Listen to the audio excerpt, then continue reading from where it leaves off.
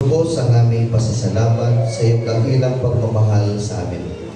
Bagamat kami po ay hindi karapat-dapat sa iyo, minarapat mo pa rin kami maging mga anak mo sa pamagitan ng pagkamatay ni Jesus sa krus ng Kalbaryo para sa ikapagpapatawad ng aming mga kasalanan. Dalangin po namin na sa aming pagtanggap sa simbolo ng katawan ni Jesus na nabayubay sa krus, patuloy po ninyong maghalabin ang aming mga puso sa pagpupuri sa iyo. Pagpalain mo po ang simbolong ito upang ito ay maging pagpapala ngayon sa amin. Ito ang aral na tinanggap ko sa Panginoon at ibinibigay ko naman sa inyo. Ang Panginoong Jesus ng gabing sa ipagkanulo ay lumapot ng tinapay, nagpasalamat at pinagpirapiraso ito. At sinabi, ito ang aking katawan ay inihahandog para sa inyo. Gawin ninyo ito bilang pag-alala sa akin. Tanggapin po natin lahat ang simbolo ng katawan ni Kristo.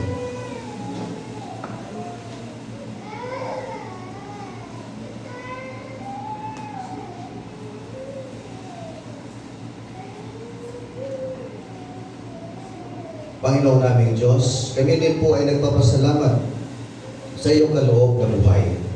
Ang dugo ni Jesus na nabuhos sa krus ng Kalbaryo, ang siya'y naghuhugas sa aming mga kasalanan upang kami maituring mong mga anak.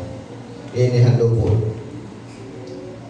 namin sa inyo ang aming pagsamba at pasasalamat bilang isang haing buhay para sa ikaluluwalhati ng iyong pangalan, habang patuloy po namin ipinapahayag ang iyong kaharian at ang iyong muling pagbabalik. Ito po ang aming panalangin sa pangalan ni Jesus. Gayon din naman matapos maghapunan ay hinawakan niya ang sarong sinabi, ang sarong ito ang bagong tipan na pinagtitibay ng aming dugo. Tuwing iinumin ninyo ito, gawin ninyo ito bilang pag-alala sa akin, sapagkat tuwing kakain kayo ng tinapay na ito at iinom sa sarong ito ay pinapahayag ninyo ang kamatayan ng Panginoon hanggang sa muling pagparito niya. Tanggapin po natin lahat ang simbolo ng dugo ni Kristo.